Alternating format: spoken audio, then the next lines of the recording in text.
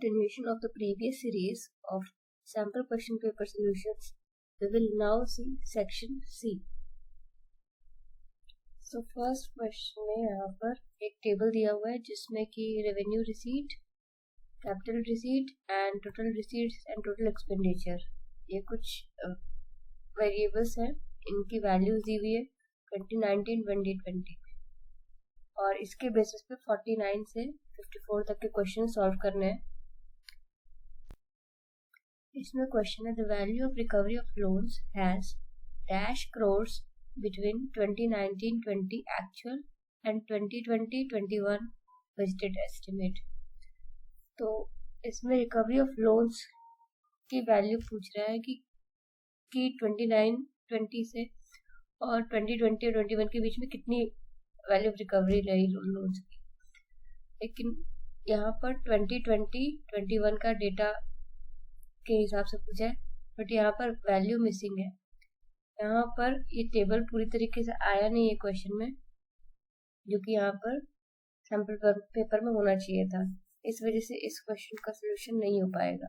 Similarly next question में भी यहाँ 2020-21 का डेटा हमें चाहिए, जो कि टेबल में नहीं है। इस वजह से ये क्वेश्चन भी सॉल्व नहीं कर सकते हम, क्योंकि उसी बेसिस पे यहाँ परसेंटेज चेंज निकालना है नॉन टैक्स रेवेन्यू में, जो कि अगेन यहाँ पर पॉसिबल नहीं होगा। There is some printing mistake in this sample paper. Next question is identify which of the following is not an example of tax revenue for the government. तो कौन सा गवर्नमेंट के लिए टैक्स रेवेन्यू का source नहीं है, वो हमें आइडेंटिफाई करना है।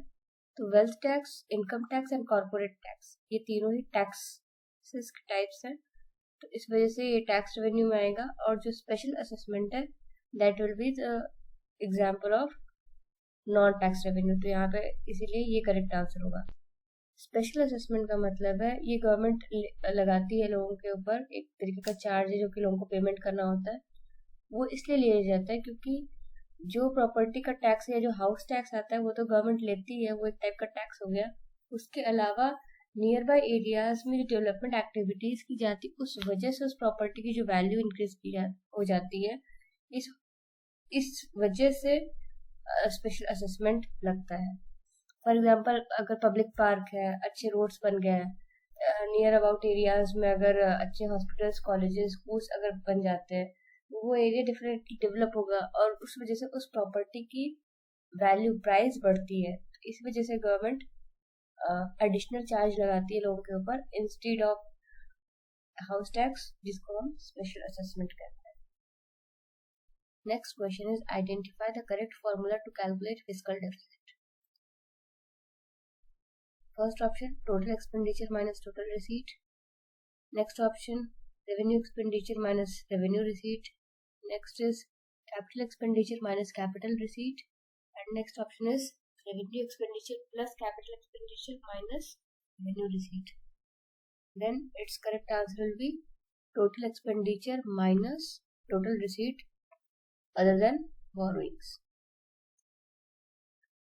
Next question is read the following statements carefully and choose the correct alternatives given below. Revenue and capital receipts are increasing, but borrowing and other liabilities are reducing. And grant and aid for the creation of capital assets decreased from 2019 to 2021. अब इसमें again ये जो question है, ये वो जो table था उससे दिया हुआ क्वेश्चन है। तो यहाँ पर हमें टेबल में 2021 का डेटा तो दिया नहीं हुआ है, तो हम कंपेयर नहीं कर पाएंगे कैपिटल एसेट्स इंक्रीज हुए हैं या डिक्रीज हुए हैं, ये हमें पता नहीं चल पाएगा। क्योंकि अगर डेटा दिया होता तो वैल्यूज से हम कंपेयर कर लेते, ग्रांट एंड एड्स बढ़े हैं या घटे हैं। तो क्योंकि हमारा टेबल कंप्लीट नहीं दिया हुआ है, इसलिए ये क्वेश्चन भी अनफॉर्चुनेटली सॉल्व हम नहीं कर सकते जब तक कि हमें पूरा डेटा न दिया हो। जैसे कि अगर आप ध्यान से देखें तो यहाँ समझ में आएगा कि ये कुछ यहाँ पर इनकम्प्लीट सा लग रहा है, तो कुछ है जो कि इस टेबल में मिसिंग है। सही तरीके से टेबल यहाँ पे इंसर्ट नहीं हो पाया है, इस वजह से क्वेश्चंस काफी इस टेबल के अकॉर्डिंग जो क्वेश्चंस दिए हुए वो नहीं सॉल्व हो पा रहे। Next again question is the value of primary deficit for the year 2020 and 21. तो would be rupees dash crore. तो इसमें भी हमारा ये ईयर का डेटा हमें दिया नहीं हुआ है टेबल में, तो this question can not be solve. Next question है कि question number 55 to 60 are to be answered on the base of following data. ये जो पैसेज या डेटा दिया हुआ है हमें, इसके अकॉर्डिंग हमें नेक्स्ट क्वेश्चंस करने हैं 55 से 60 तक के लास्ट के क्वेश्चंस। तो ये पैसेज आपको पढ़ना है, आप पॉज करके इस वीडियो को ये पैसेज पढ़ सकते हैं एंड उसके बाद आप यहाँ पर क्वेश्चंस को सॉल्व करेंगे। तो देखते हैं कि क्या क्वेश्चंस है इसके बेसिस पे। क्वेश्चन है according to the given text dash was adopted as the guiding principle of governance and all governments since 1991, modernisation, liberalisation, privatisation, globalisation. तो अगर इस पैराग्राफ को देखें तो यहीं पर ये लाइन मिल जाएगी कि liberalisation was adopted as the guiding principle of governance and all governments since 1991। तो इस वजह से इसका करेक्ट आंसर लिबरलाइजेशन होगा।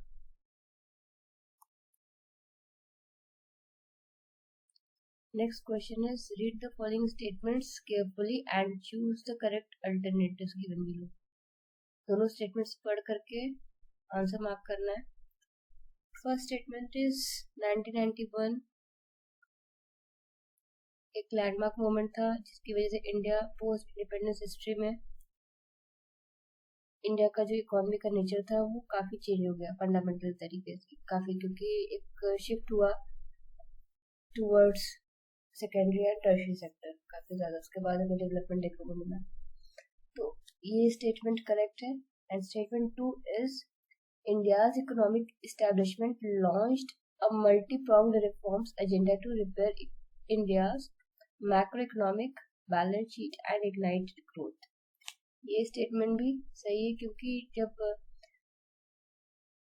माइक्रो इकोनॉमिक रिफॉर्म्स लाए गए तो उसमें लिबरलाइजेशन, प्राइवेटाइजेशन, ग्लोबलाइजेशन ये तीनों पॉलिसीज लाई गई और एक पूरा इकोनॉमी को ट्रांसफॉर्म करने की कोशिश की गई, जिसके बाद इंडिया की ग्रोथ रेट इंक्रीज हुई।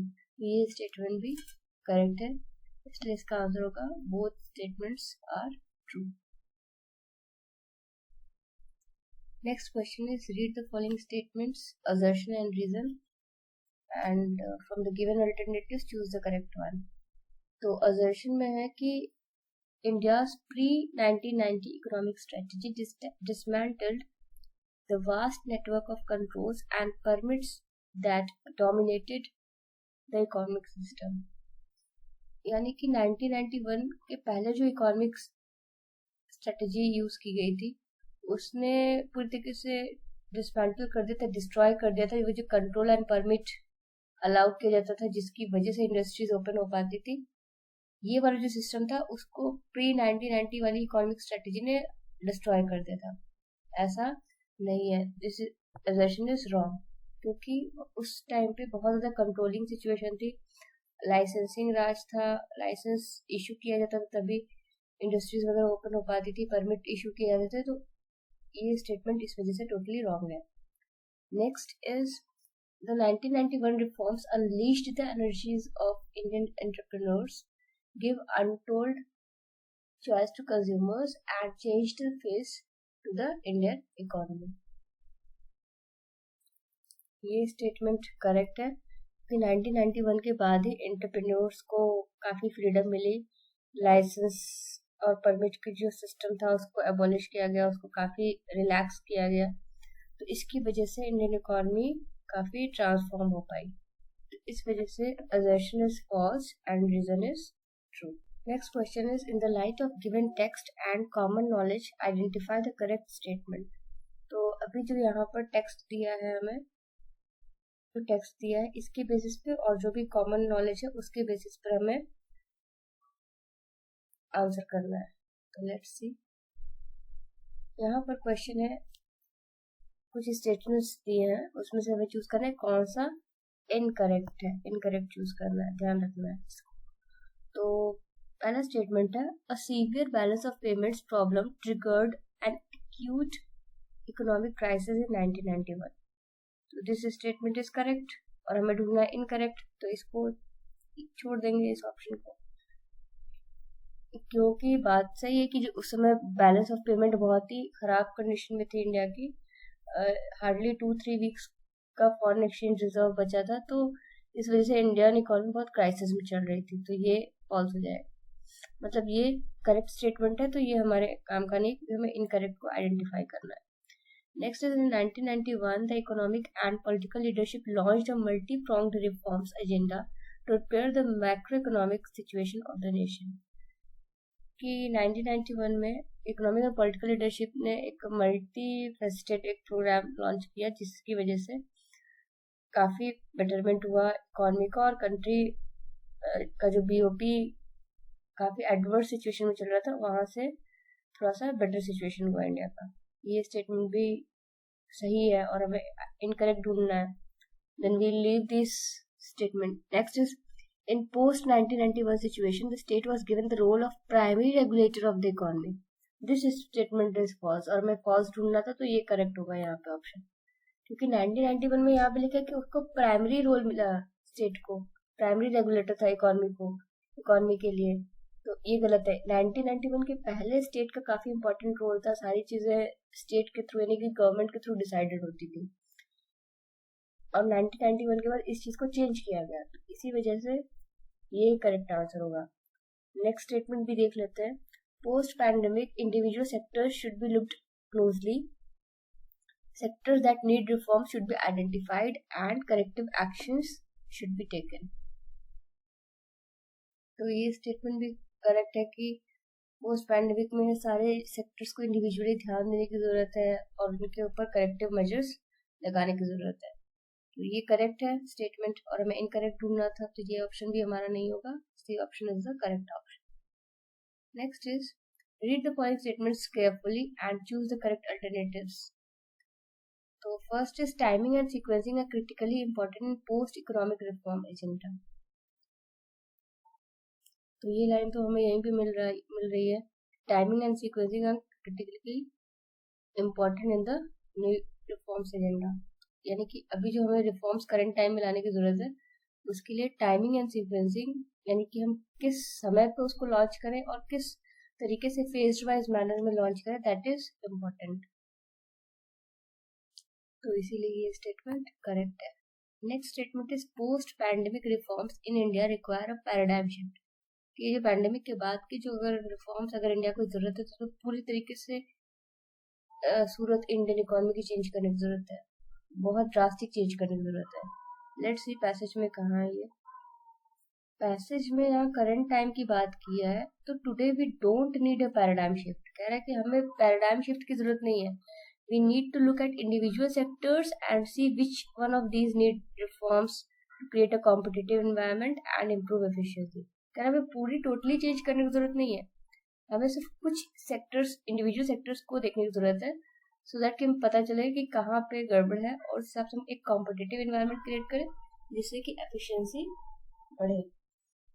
तो इस वजह से पोस्ट पैंडेमिक रिफॉर्म्स में पैराडाइम शिफ्ट की जरूरत नहीं है, और यहाँ लिखा है जरूरत है, तो ये स्टेटमेंट रॉन्ग होगा, इस वजह से यहाँ पर होगा statement 1 is true and statement 2 is false. Next is, read the following statements A and R एंड उसके बेसिस पर बताना है कि कौन सा ऑप्शन करेक्ट होगा। तो इंडिपेंडेंटली पहले दोनों स्टेटमेंट्स को चेक कर लेते हैं कि क्या ये सही है या नहीं, और फिर चेक करेंगे कि क्या रीजन की वजह से असर्शन में दिया हुआ स्टेटमेंट सही हो रहा है या नहीं। तो असर्शन है कि the 1991 reforms released the identities of Indian business persons. तो ये सही है कि 1991 में जब रिफॉर्म्स लाए गए, इस वजह से इंडियन बिजनेस पर्संस को काफी ज्यादा, जब उनको रिलैक्सेशन दिया गया, तो उनकी जो एनर्जी थी, वाइटलिटीज मीन्स एनर्जी, जो उनका एंथुसियाज्म था, वो कहीं ना कहीं वापस लौट आया कि वो भी प्राइवेट सेक्टर्स में इन्वेस्टमेंट कर सकते हैं या अपने प्राइवेट वेंचर्स ओपन कर सकते हैं, तो दैट इज वाई ये असर्शन करेक्ट है। Next is, the reform agenda established a paradigm shift and defined the broad outlines of economic policy making for years to come. कि रिफॉर्म्स लाने के बाद ये एजेंडा सेट हुआ कि एक पैराडाइम शिफ्ट लाया गया और पूरा ही इकोनॉमिक पॉलिसी मेकिंग आने वाले समय के लिए काफी चेंज हो गई, तो this statement is also correct.